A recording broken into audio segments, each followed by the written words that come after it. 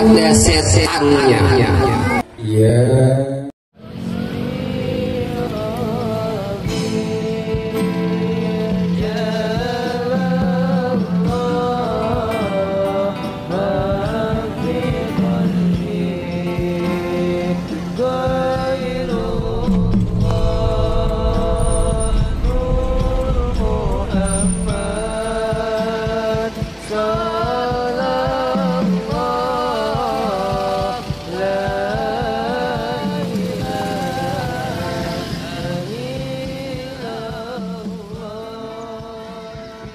Bismillahirrahmanirrahim.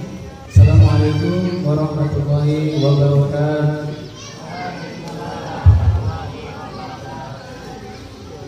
Alhamdulillah wassalatu wassalamu ala Rasulillah wa ala alihi wa sahbihi wa mawalah. Yang kami hormati dan kami ucapkan selamat datang kepada Ustaz Arisman Rizky beserta pimpinan dan juga kepada Abi Ahmad yang sudah bisa meluangkan waktunya untuk bisa hadir juga, dan tentunya seluruh tim salawat serta kala dan tim Majelis Taklim Badar dari Bogor yang sudah bisa hadir di sini dengan perjalanan kurang lebih 2 jam kira-kira. Alhamdulillah sampai di Kota Karawang selamat datang. Semoga dengan cuaca yang panasnya tidak terlalu berbeda dengan Bogor, tapi kayaknya sih mudah-mudahan bisa tetap nyaman di alam, dan tentunya yang selalu bersama kita yang selalu membimbing kita pada Guru Idris atau Ketua Yayasan Al-Islam Lintas, dan seluruh tentunya Bapak Ibu Guru dan seluruh Bapak Ibu Majelis Taklim dari Bogor yang sekarang hadir. Semoga senantiasa Allah Subhanahu wa taala membimbing kita, menuntun kita agar bisa menjadi pribadi semakin baik di setiap harinya. Dan adapun momentum kali ini Yayasan Al-Lintas biasa acara buka puasa bersama di pekan, biasanya di pekan terakhir di bulan Ramadan. Kalau trompetnya disimpan, kalau bawa trompet gagal nanti bubar. Tapi insya Allah nanti kita sama-sama nikmati bersama saat pertemuan yang akan disampaikan oleh Ustaz Islam dan Abi Ahmad. Mudah-mudahan sekali lagi ini menjadi momentum kita bersama untuk meningkatkan kualitas diri dan tentunya meningkatkan ketakwaan kita kepada Allah Subhanahu wa taala. Saya selaku perwakilan dari panitia, kami mohon maaf dari Yayasan Al-Lintas yang kemudian membuat Bapak Ibu seperti Ahmad yang dari Bogor pun bersama alat-alat sekali pakai alat sistem, tapi satu yang mengurangi sama-sama kami untuk Bapak Ibu semua di sini. Mungkin sekian yang bisa saya sampaikan, kurang lebihnya mohon maaf. Assalamualaikum warahmatullahi wabarakatuh.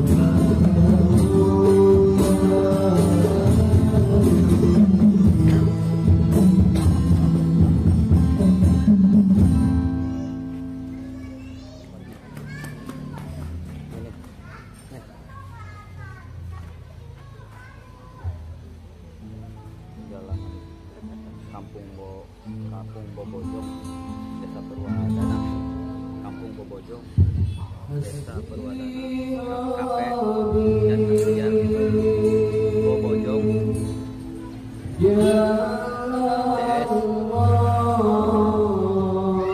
Purwadana, Oma Lukjape,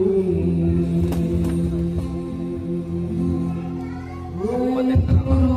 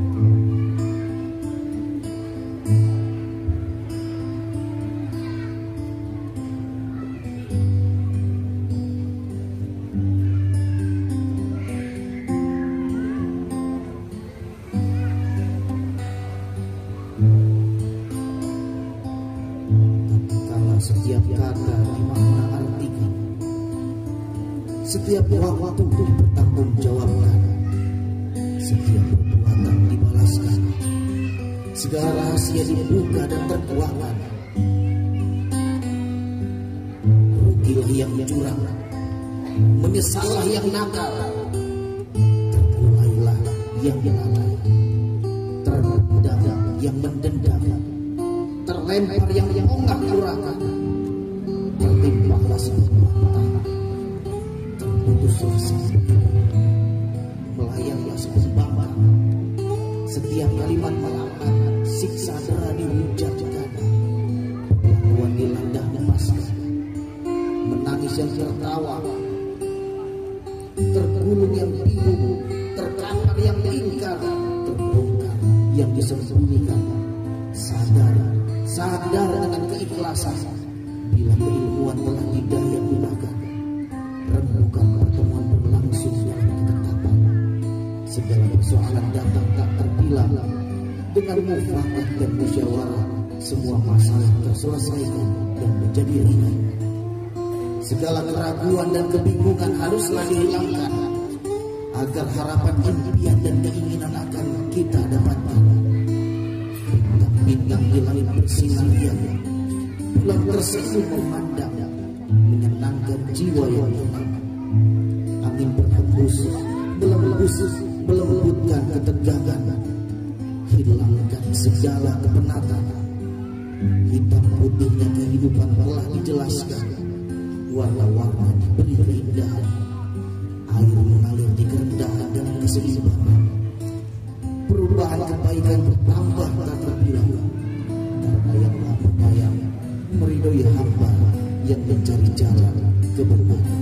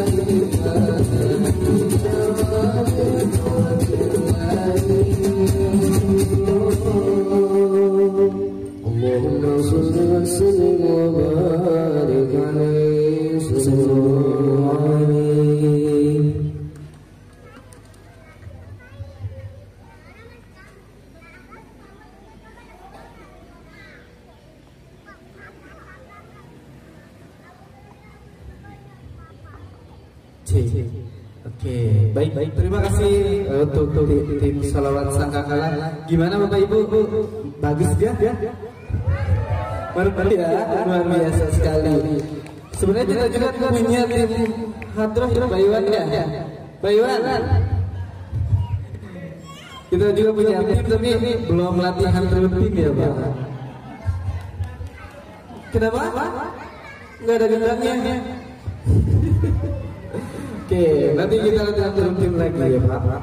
Oke, boleh kasih tepuk tangannya untuk tim Sangkakala. Oke, baik Bapak Ibu, akhirnya kita memasuki acara ini yaitu mendengarkan tausiah dari Ustadz Rizwan Rizki SPD. Mari kita sama-sama kosongkan gelas terlebih dahulu ya Bapak Ibu. Kita sama-sama mendengarkan dan mengambil ilmunya ya Bapak Ibu. Kepada Ustadz Rizwan di SPD ini kami silakan.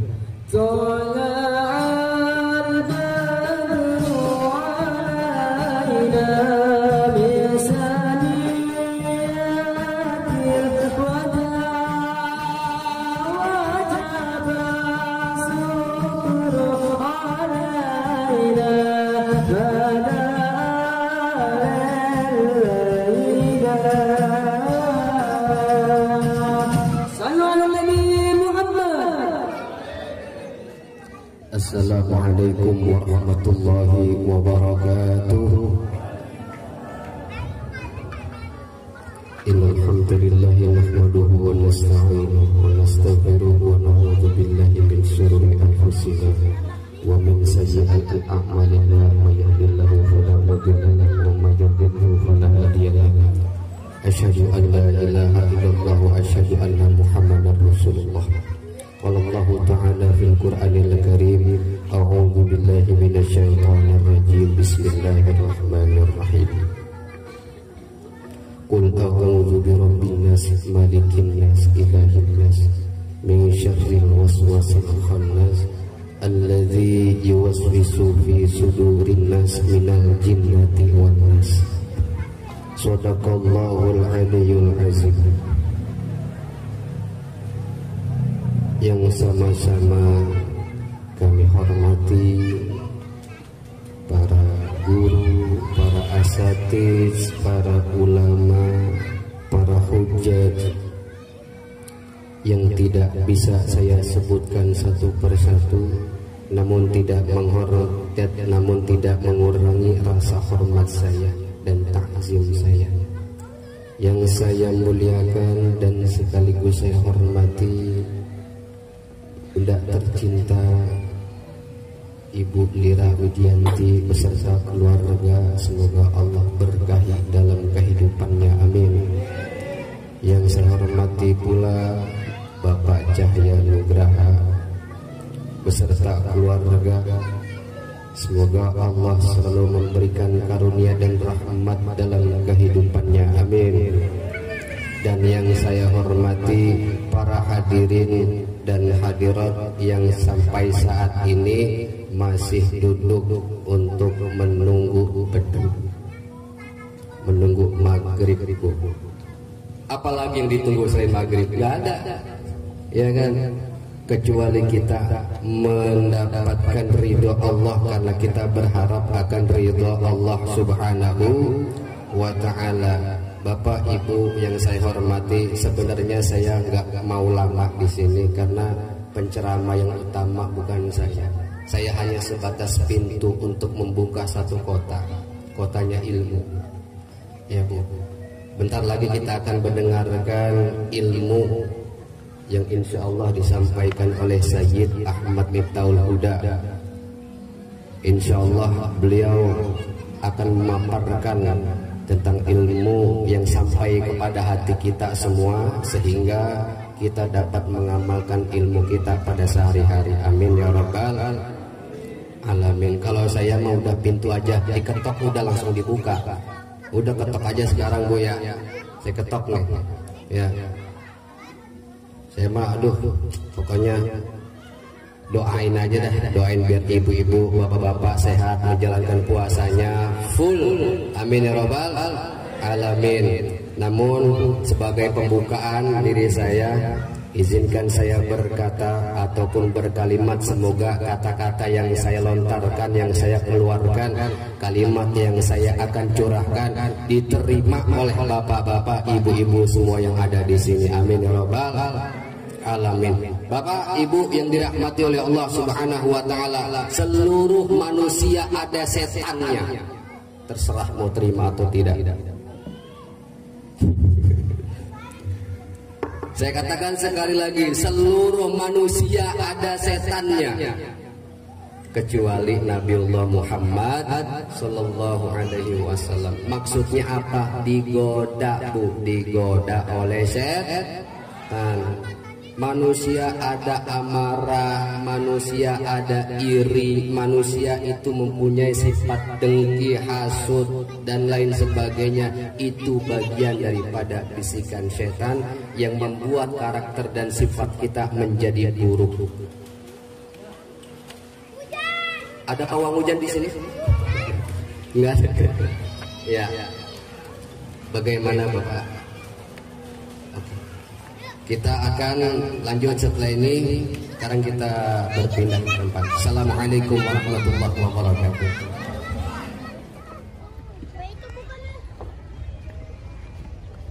Oke, kita berpindah ke ruang galeri ya karena hujan.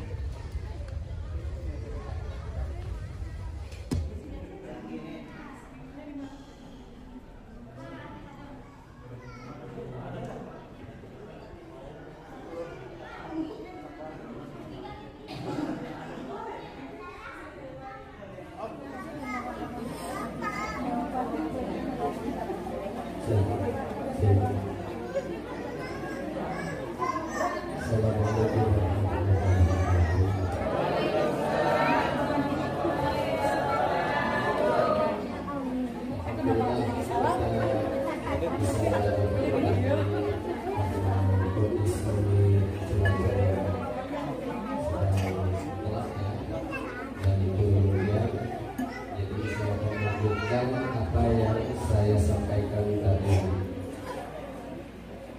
Sebelumnya untuk para hadirin dan hadirin perlu diketahui ketika kita mendengarkan satu ilmu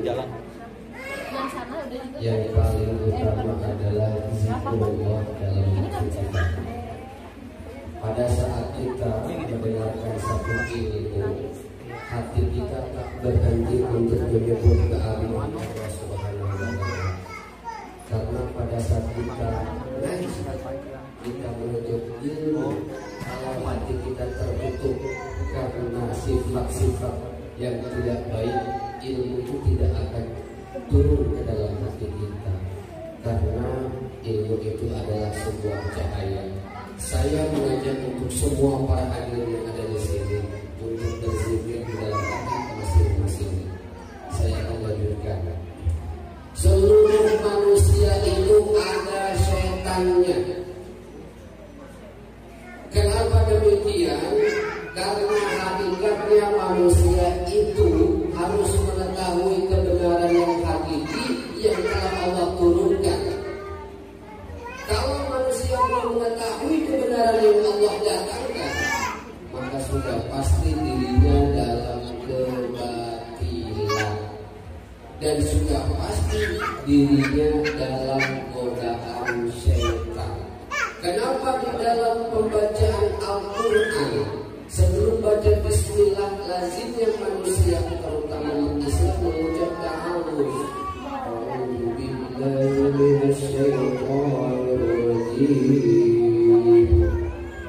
Aku berlindung kepada Allah dari godaan syaitan yang apa godaan setan?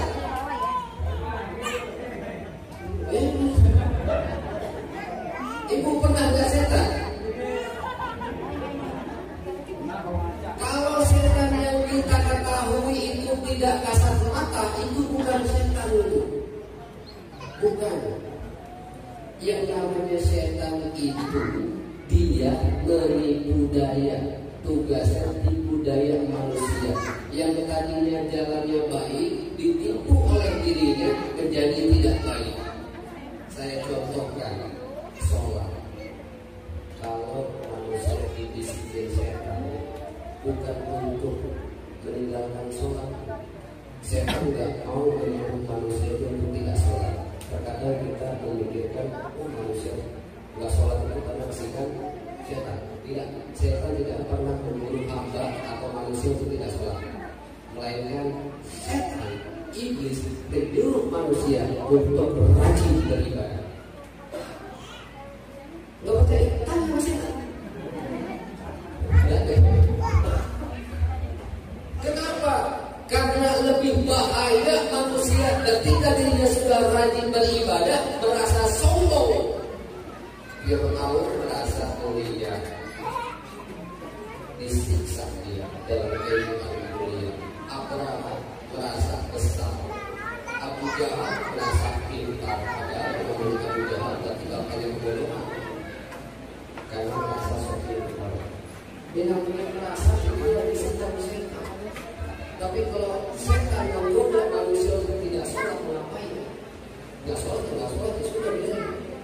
Kadang setan juga bisa. Ada orang nggak sholat, setan disalahin. Nggak sholat ya, bukan begitu.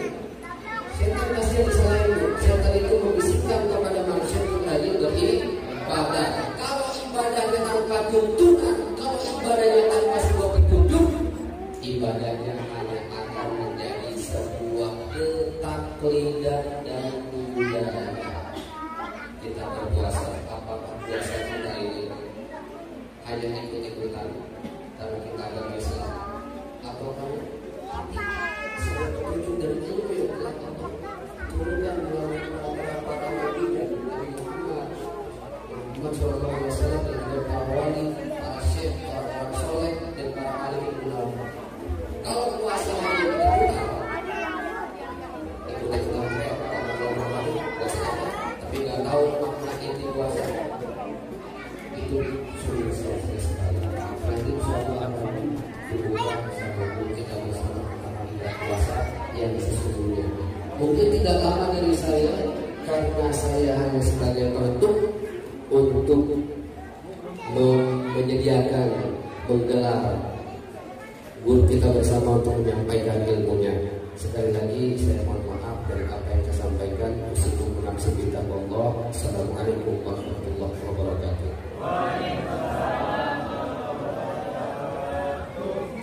Baik, terima kasih untuk Ustaz Misbah Farisiyah seperti ini.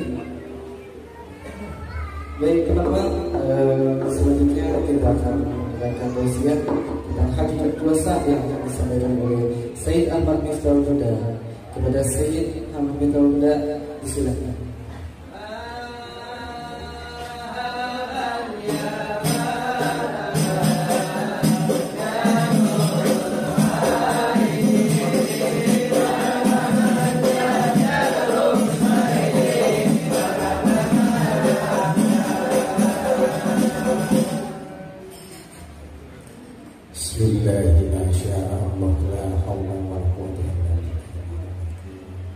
Assalamualaikum warahmatullahi wabarakatuh.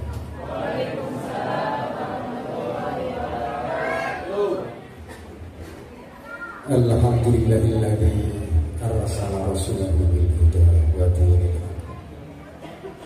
Asyhadu an la ilaha illallah wa asyhadu anna Muhammadan abduhu wa rasuluh. Allahumma sholli ala sayyidina Muhammad wa ala ali sayyidina Muhammad. Yang kami hormati para ahli, para ulama, para sesepuh dan bila sepuh yang tidak saya sebutkan satu persatu. Yang kami hormati pula Syekh Bukhari, Ibu Lira, kemudian Bapak Cahya beserta keluarganya, dan para hadirin seluruhnya yang kami cintai, yang kami sayangi. Alhamdulillah, kita pada sore hari ini dapat bertemu, berkumpul untuk mendengarkan pengajian bersama-sama. Mudah-mudahan apa yang kita laksanakan ini diridhoi oleh Allah Subhanahu wa taala. Amin ya rabbal alamin. Segala puji bagi Allah dan sholawat serta salam semoga tetap terlimpahkan kepada baginda junjungan kita Nabi besar Muhammad sallallahu.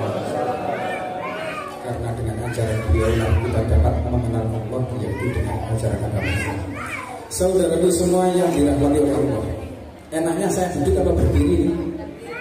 Berdiri ya, biar kenal semuanya. Saya akan membaca sebuah ayat di dalam Al-Quran yang seluruhnya mungkin sudah hafal, tetapi belum tentu secara mana hakikinya mengerti dan memahaminya. A'udzu billahi minasyaitonir rajim. Bismillahirrahmanirrahim. Ya ayyuhalladzina amanu kutiba 'alaikumus shiyam kama kutiba 'alal ladzina min qablikum la'allakum tattaqun. Wahai orang-orang yang beriman, katanya Allah, kutiba alaikumusiyam, telah diwajibkan atas kamu berpuasa. Karena kutiba alal ladzina min qablikum, seperti diwajibkannya atas orang-orang sebelum kamu, la'allakum tattaqun, agar kamu bertakwa. Sekarang akan kita kupas satu persatu ayat ini. Jamaah semua yang dirahmati oleh Allah. Ya ayyuhalladzina amanu, wahai orang-orang yang beriman. Siapakah yang dimaksud dengan orang yang beriman? Iman ini adalah bukan hanya sekedar pengakuan atau keyakinan atau kepercayaan saja yang ada di dalam hati kita. Tetapi iman itu adalah sebuah cap atau stempel. Seperti halnya kita masuk sekolah, kita menjadi salah satu dewan guru di sekolah Al-Muntas. Ini harus ada tanda buktinya, yaitu cap stempel. Ada suratnya, ada surat tugas. Kalau secara dunia, secara alam zahir, cap stempel pasti ada stempelnya, ada ketepnya. Tetapi masalah keimanan, cap stempel ini letaknya di dalam hati. Siapakah yang memberikan cap stempel itu? Setiap zamannya Allah akan mengutus seseorang untuk memberikan cap stempel tersebut. Misalkan dulu di zaman Nabi Adam, maka Nabi Adam lah yang punya hak untuk menstempel keimanan umatnya. Begitu pula Nabi Idris, Nabi Hud, Nabi Soleh, Nabi Ibrahim, sampai Nabi Musa, sampai Nabi Isa, hingga Nabi Muhammad Sallallahu Alaihi Wasallam. Zaman Nabi Muhammad, kalau ada orang-orang yang ingin beriman kepada Allah, mereka harus datang kepada beliau, minta disempurnakan syahadatnya. Dituntut sama Rasulullah untuk bersyahadat. Maka sahlah keimanannya di hadapan Allah Subhanahu wa Ta'ala. Begitu pula di zaman ini, siapapun yang merasa beriman kepada Allah dan utusannya, beriman kepada hari akhir, beriman dengan kitab-kitabnya, beriman dengan para malaikatnya, tetapi belum disempurnakan oleh seseorang yang dipilih di zaman ini, maka di hadapan Allah belum termasuk golongan orang-orang yang beriman. Jadi keimanannya hanya sekedar ngaku-ngaku dalam hati, ngaku-ngaku saya beriman kepada Allah, tetapi oleh Allah belum diakui sebagai golongan hamba yang beriman. Yang bersih apa yang dikatakan saya, nanti dibuktikan saja kalau sudah meninggal dunia. Pasti ucapan saya nanti akan terbukti. Karena apa? Seseorang yang sudah beriman kepada Allah dan Rasulnya di zaman ini, maka di dalam hatinya akan diberikan kebahagiaan, diberikan ketentraman, diberikan ketenangan di dalam hati.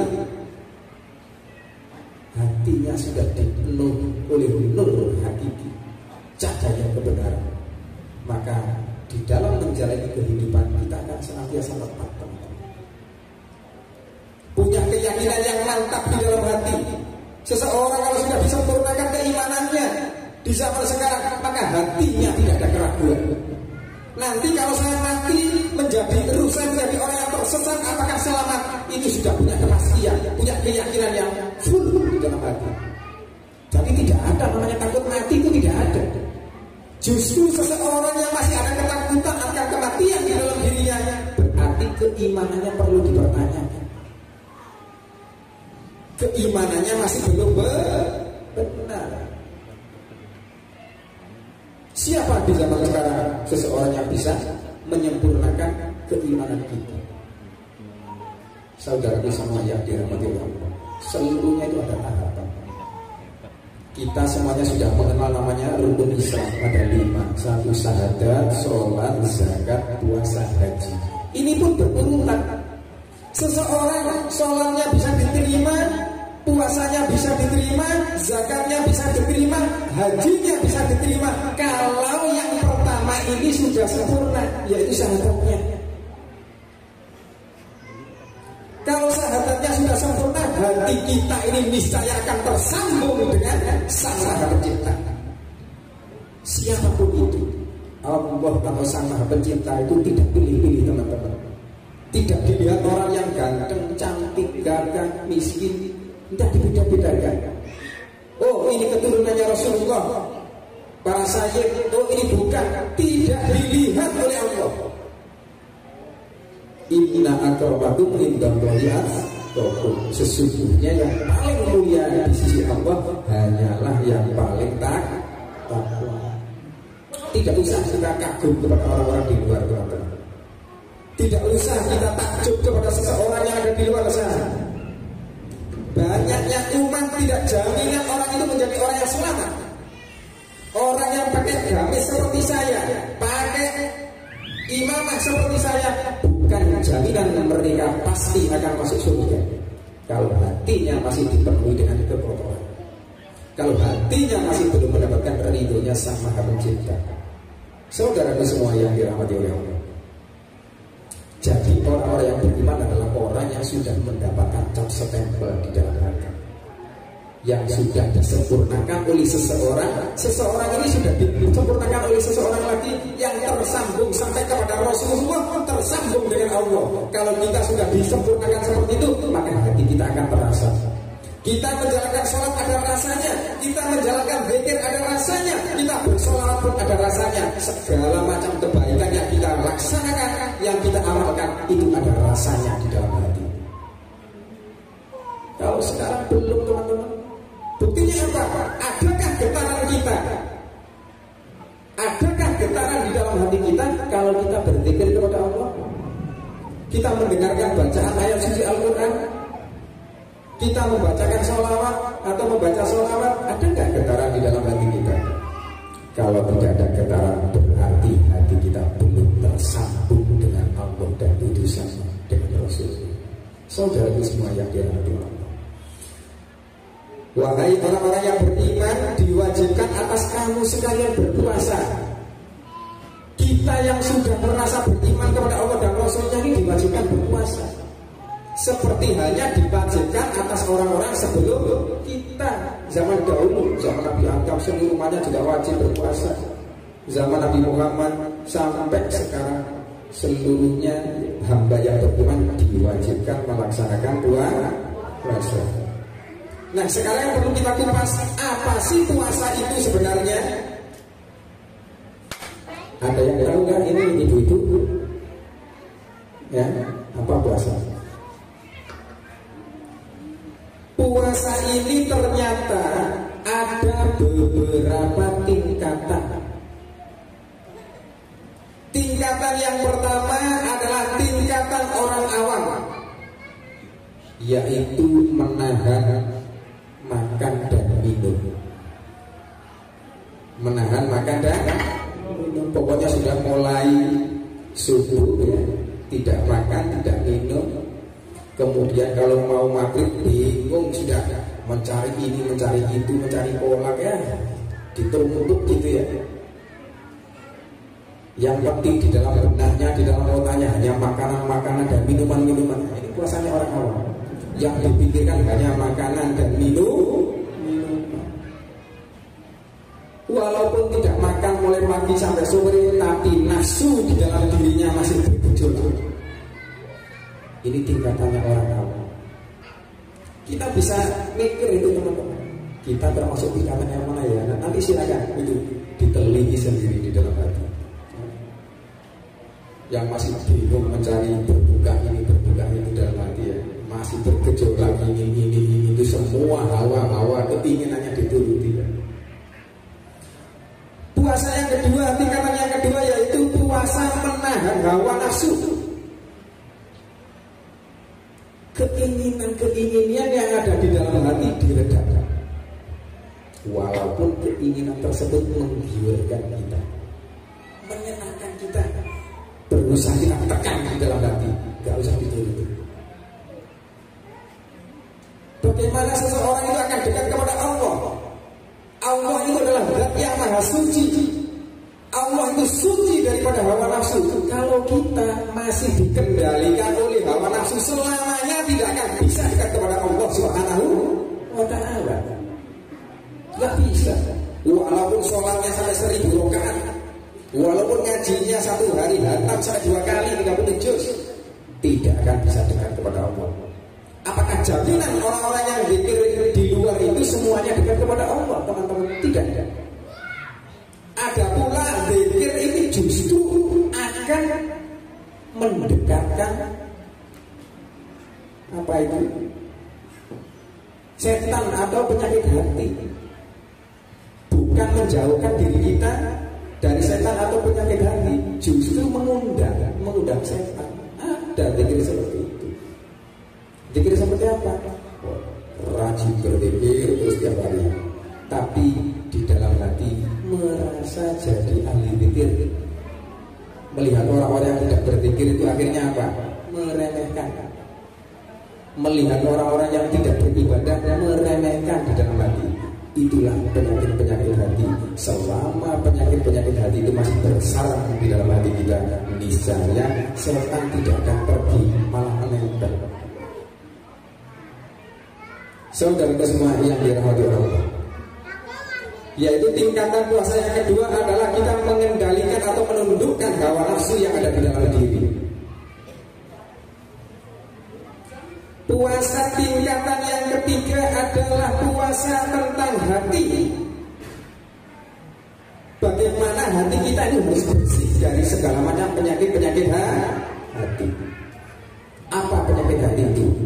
Ada ujub, takabur, riya, sum'ah, dendam, bakhil, hubbu dunya, ghibah, macam-macam, banyak sekali. Selama di dalam hati kita masih dikuasai oleh penyakit-penyakit hati itu, kita tidak akan bisa melangkah atau melakukan puasa yang tingkatan yang ketiga, teman-teman. Caranya bagaimana supaya hati kita bersih dari penyakit-penyakit hati?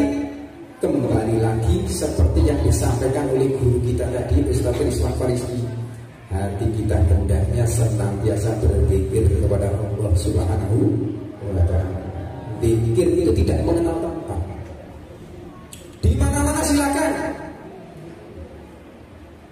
Di kelas boleh berzikir, sambil masak berzikir. Tidak usah diucapkan di mulut, gak masalah. Yang penting hatinya senantiasa ingat kepada Sang Maha Pencipta. Ya. Terus berzikir Allah, Allah, Allah, Allah, sampai hati itu otomatis tidak usah pegang tasbih sudah. Zikir terus. Manfaatnya sangat besar sekali, saudaraku semuanya. Seseorang yang hatinya senantiasa berzikir atau bersolawat, maka hatinya akan dipenuhi dengan cahaya. Hatinya akan diluaskan oleh Allah. Hatinya akan dicerdaskan oleh Allah Subhanahu wa Ta'ala. Kalau hati kita sudah dipenuhi dengan nur atau cahaya, maka cahaya ini akan memancar ke dalam, keluar dari tubuh kita. Akhirnya kelihatannya orangnya berwibawa, orangnya enak dipandang. Itu karena nur cahaya, teman-teman. Seseorang walaupun kelihatannya cantik secara kulit, tampan secara kulit, tapi kurang pikirnya di dalam hati, tidak enak, tidak sedap dipandang.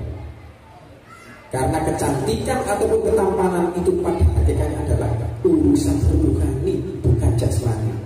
Contoh misalkan ada ibu-ibu atau bapak-bapak kelihatan yang satu cantik sekali, yang satu tampan. Coba misalkan ruhnya keluar dari badannya, kira-kira masih dibilang cantik tidak? Masih dibilang tampan tidak? Karena kecantikan itu sebetulnya dari dalam. Seseorang yang hatinya senantiasa berzikir kepada Allah, niscaya akan kelihatan tampan walaupun kulitnya hitam. Akan terlihat cantik walaupun orangnya secara kulit tidak begitu cantik. Maka mulai sekarang kita rajin berzikir. Kalau zikir kita sudah benar, teman-teman, niscaya di dalam hati kita akan terbuka namanya kegoiban. Pasti itu. Entah Allah akan membuka basirohnya, penglihatan mata batinnya, entah Allah akan menajamkan firasatnya, entah Allah akan mendalamkan, mentebalkan keyakinannya. Pasti Allah akan memberikan itu semuanya. Ya, ini puasa tingkatan yang ketiga, yaitu puasa hati. Hati kita harus bersih dari segala macam penyakit hati. hati kita di dalam beribadah ikhlas, murni karena Allah Subhanahu wa Ta'ala, karena cinta. Ya, apapun yang kita kerjakan, amal ibadah apapun yang kita kerjakan hanya berdasarkan keikhlasan dan kecintaan kepada Allah Subhanahu wa Ta'ala. Dan yang terakhir, puasa tingkatan orang makrifah, orang khawasul khawas, orang khususnya khusus. Biasanya tingkatan para kekasih-kekasih Allah atau para wali Allah. Apa? Yaitu kembali kepada kekosongan hati, memandang segala sesuatu itu sudah yang dilihat Allah, tidak merasa memiliki. Punya harta banyak tidak merasa itu harta dirinya, punya kendaraan banyak tidak merasa kendaraan dirinya, punya ilmu yang luas tidak merasa itu ilmu dirinya. Bahkan dia menyikapi di dalam hati segala yang berada di dirinya itu adalah miliknya Allah Subhanahu wa Ta'ala. Sudah kosong, tidak ada kehendak, tidak ada keinginan dalam hati, karena keinginan dan kehendak di dalam dirinya sudah ditukar dengan keinginan dan kehendaknya Allah Subhanahu wa Ta'ala. Inilah yang dimaksud dengan tauhid yang sebenarnya. Jadi maknanya tauhid itu secara mana hakiki di dalam itu adalah kehendak. Seseorang yang sudah bertauhid full kepada Allah, dirinya sudah tidak ada kehendak. Segala yang ada di dalam dirinya, keinginan maupun kehendaknya, sesungguhnya itu adalah keinginan dan kehendaknya Allah Subhanahu wa Ta'ala. Saudaraku semua yang dirahmati oleh Allah, kalau kita sudah bisa menjalankan ini semuanya, maka hati kita akan bersih, hati kita akan murni, hati kita akan ikhlas, hati kita akan baik dan bagus. Nah, bersihnya hati, murninya hati, bagusnya hati, inilah yang dimaksud dengan akhlak. Bukan berarti kita punya akhlak permisi sambil membubuhkan badan, ini bukan akhlak, itu namanya adab. Jadi ada perbedaan antara akhlak dan adab. Kalau akhlak itu ada di dalam diri, bersihnya hati, baiknya hati, murninya hati, ikhlasnya hati, sucinya hati, ini akhlak. Kalau akhlaknya sudah baik, maka nanti akan berpengaruh terhadap perilaku atau perbuatannya. Perilaku atau perbuatannya akan sopan, akan santun, akan punya tata krama, ucapannya selalu dijaga, tidak mau sampai menyakiti hatinya orang, sampai menyinggung perasaan orang lain. Dia akan jaga ucapan itu karena hatinya sudah dipenuhi dengan cahaya. Seseorang kalau tiap hari beramal ibadah, mengerjakan sholat, zikir, puasa, haji sekalipun, kalau ucapannya masih menyakiti hati temannya, masih menyakiti hati saudaranya, berarti di dalam dirinya itu sebenarnya ya masih kotor. Kenapa saya katakan seperti itu? Karena al-zahiru yadullu alal batin. Zahir itu menunjukkan batin seseorang. Tidak mungkin kita punya minuman kopi, kemudian kita tuang ganti air putih. Kalau di dalam gelas isinya kopi, kalau dituang akan tetap jadi kopi. Kalau kita punya air putih, aqua misalkan, dituang pasti tetap air putih. Jadi apa yang kita sampaikan kepada orang, kita bicarakan, kita perlakukan kepada orang lain, itu mencerminkan isi dalam hati kita. Jadi intinya kalau hati kita bersih, puasa kita sudah mencapai tingkatan-tingkatan empat-empatnya tadi sudah kita pahami, kita sudah bisa melaksanakan, maka nanti akan berpengaruh terhadap perilaku dan perbuatan kita sehari-hari. Saudaraku semua yang dirahmati oleh Allah Subhanahu wa Ta'ala. Terus apa cukup? Nah, ini maghrib masih lama. Diteruskan apa cukup sampai di sini? Sudah. Ini saya lihat kan loyo-loyo. Biar lebih semangat, saya ajak sholawatan dulu ya. 1 kali sebelum jalan ya. Bareng-bareng. Allahumma sholli wa sallim wa barik alaihi. Diikuti bareng-bareng. Salatullah salamullah ala toha rasulillah. Salatullah salamullah ala yasin habibillah. Salatullah salamullah ala yasin habibillah. Salatullah salamullah ala toha rasulillah. Salatullah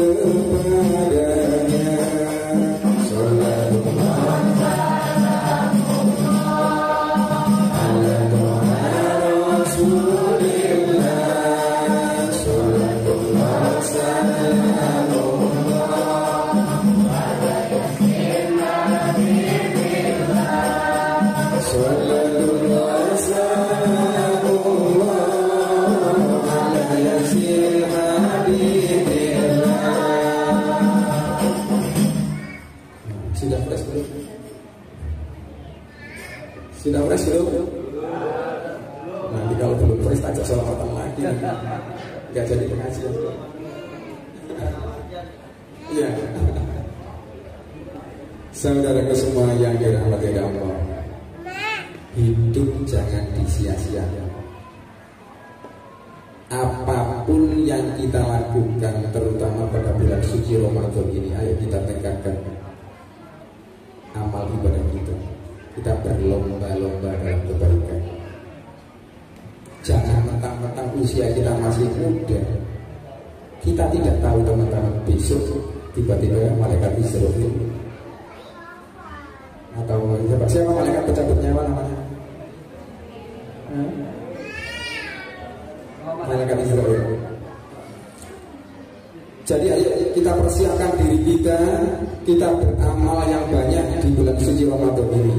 Tapi satu hal pesan saya, apapun yang kita lakukan, kita harus mengerti dan memaknai dan memahami akan arti hakikinya, supaya apa yang kita laksanakan ini tidak sia-sia. Jangan sampai kita sudah dikasih kesempatan hidup satu kali oleh Allah, kita sia-siakan.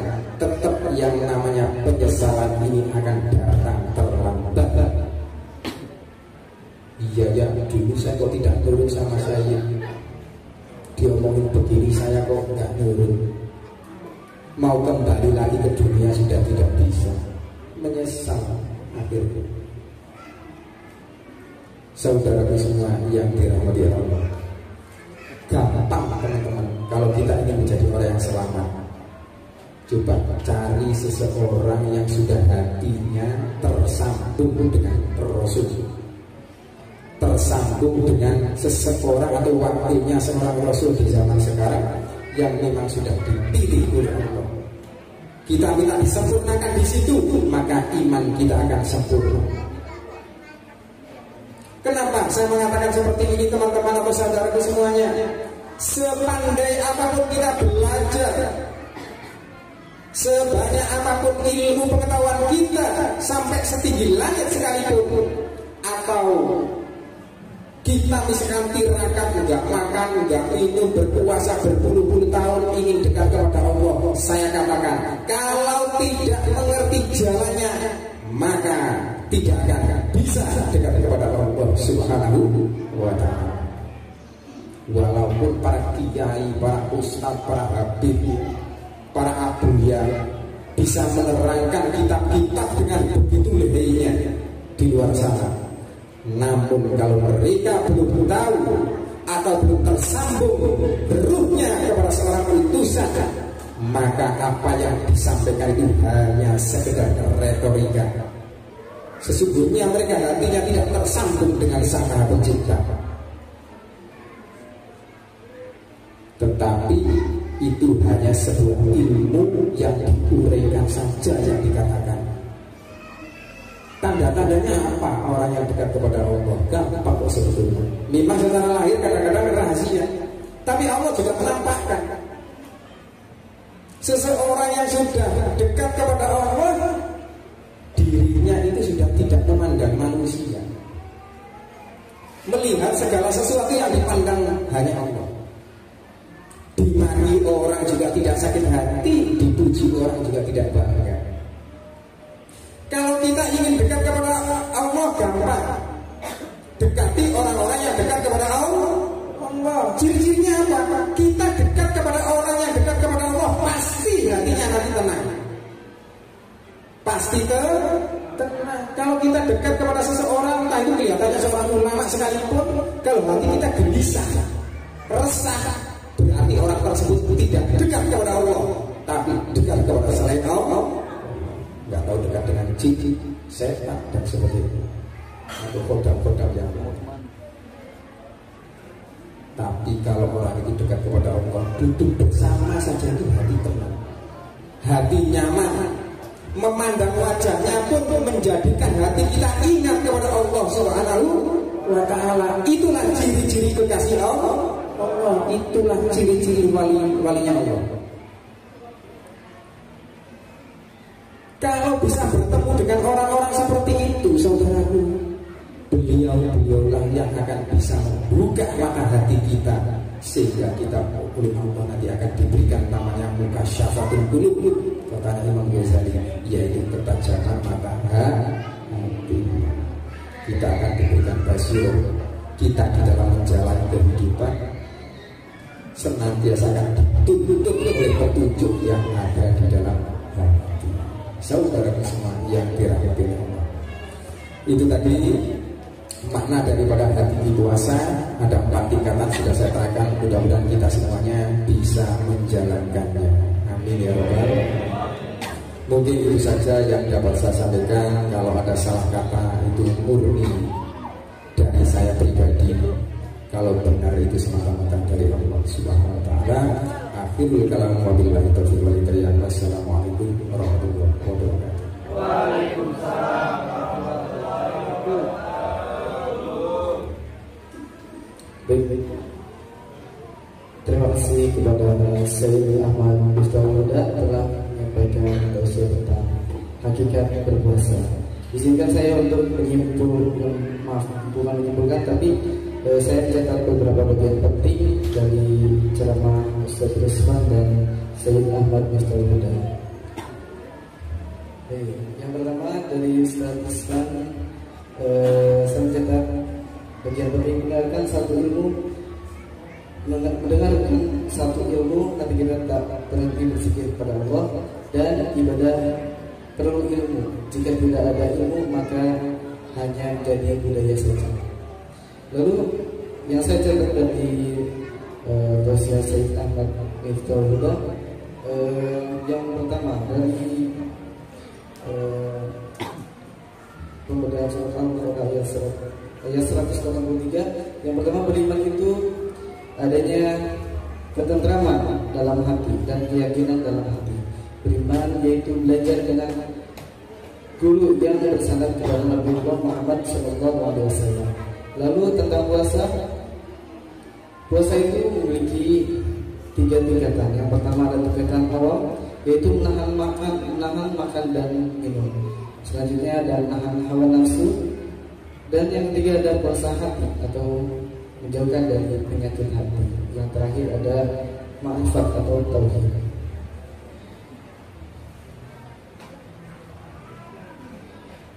Baik, sambil menunggu berbuka,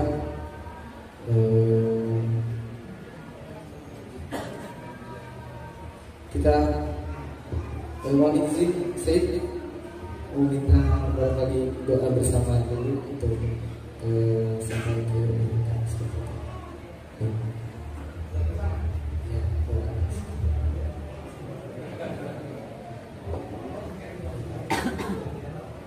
Apa ini? Ini kan masih lama ini sebetulnya Ustaz. Masih kurang berapa menit panjangnya?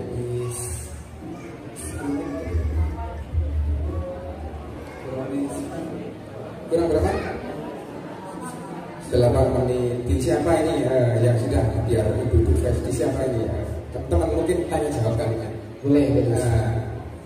Ibu-ibu ada yang bertanya mungkin, saya misalkan sudah punya istri atau belum gitu?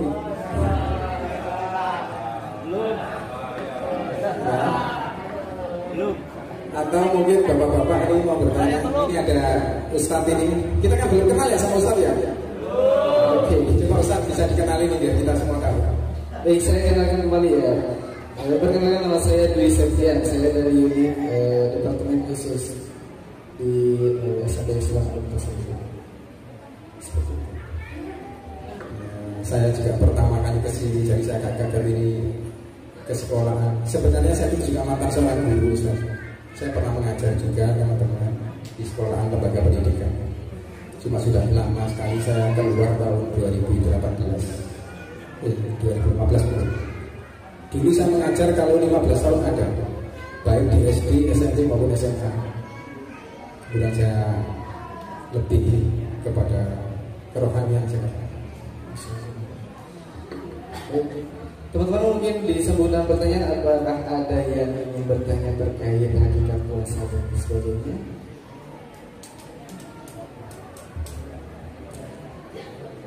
sambil kita menunggu berbuka karena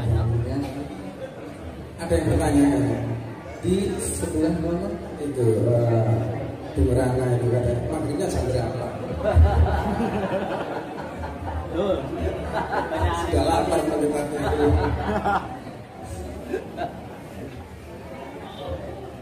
Ya, nanti kita berdoa bersama. Doa mau makan kan? Doa apa ini? Nanti sudah. Ya, kita berdoa bersama.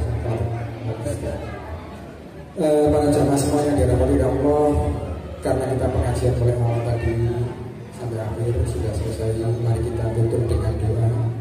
Mudah-mudahan kita semua yang ada di sini diberikan iman oleh Allah yang diridhoi Allah, dimatikan dalam ketetapan iman dan Islam.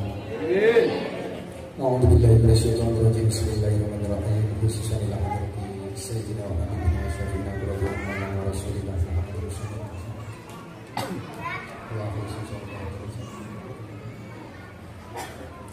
Wa khususanillah wa jami'a awliyaillah wa syarifin. Biha surahil Fatihah. A'udzubillahi minasyaitonir rajim. Bismillahirrahmanirrahim.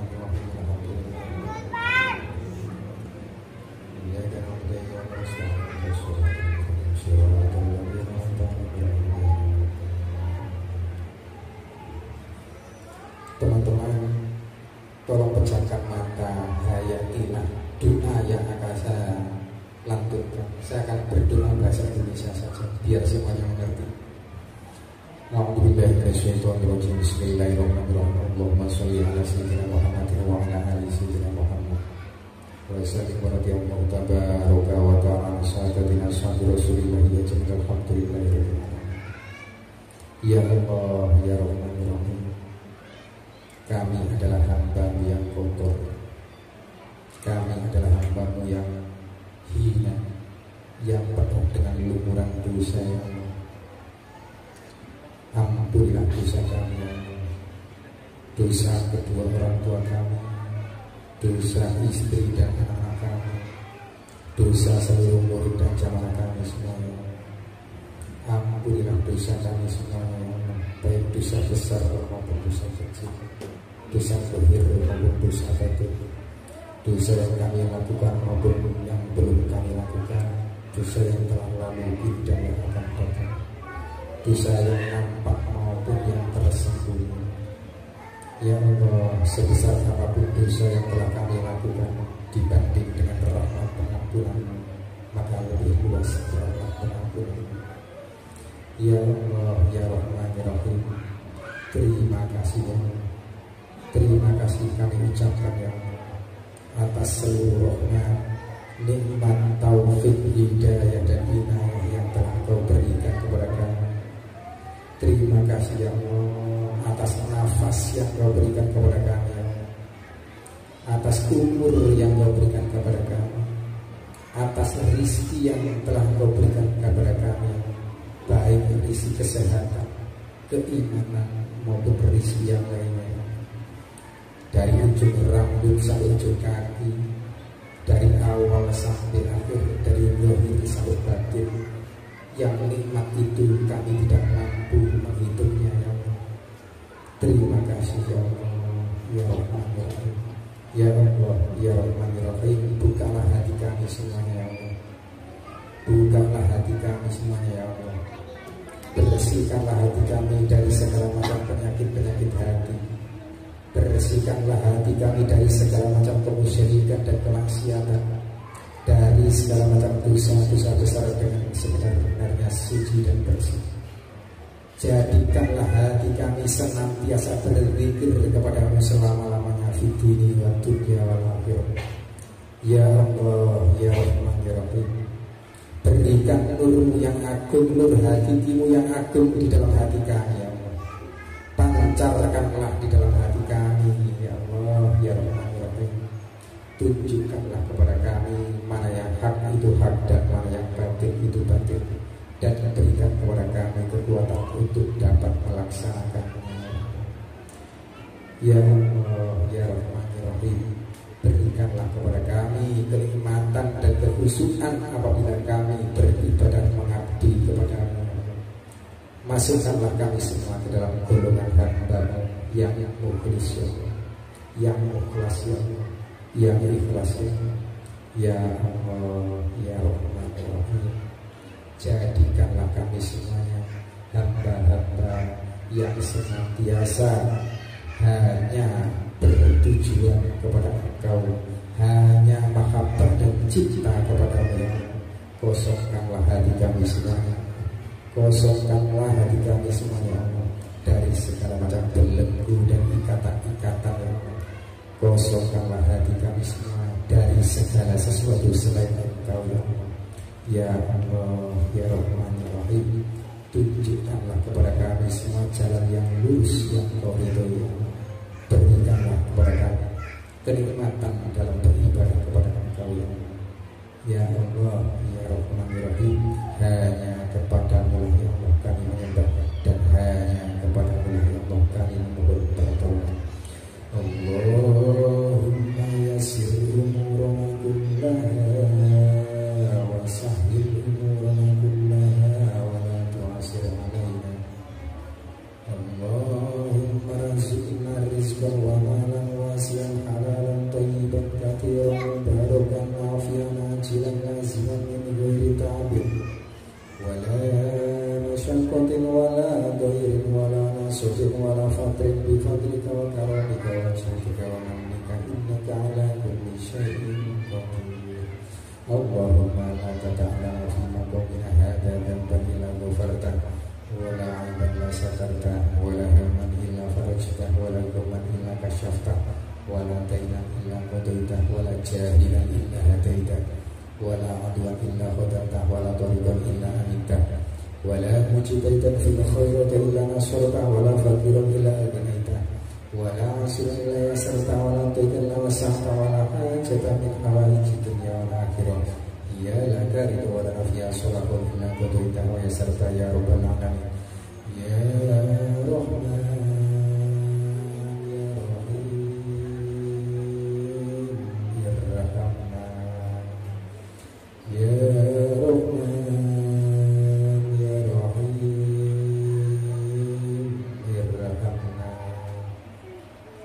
ya Rahman ya Rahman ya Rahim ya Rahman ya Hanan ya Mannan ya Ghafar ya Sultan ya Baqi as-samawati wal ardi ya Rabbana atina fid dunya hasanah wa fil akhirati hasanah wa qina adzabannar. Wa sallallahu ala sayyidina Muhammadin wa ala alihi wa sahbihi wasallam. Subhana rabbika rabbil izzati amma yasifun wa salamun alal mursalin walhamdulillahi rabbil alamin. Biridwallahi ta'ala al-Fatihah.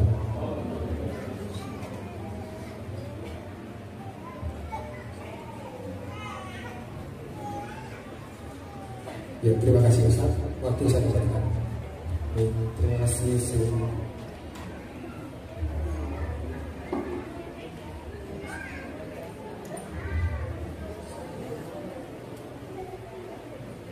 Izin teman-teman, Bapak Ibu saya untuk mengecek apakah sudah bisa. Baik.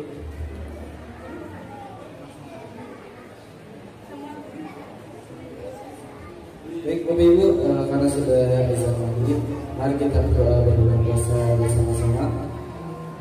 Bismillahirrahmanirrahim.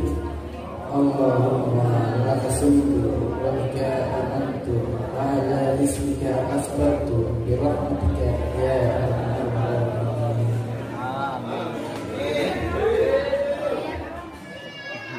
Selamat berbuka puasa.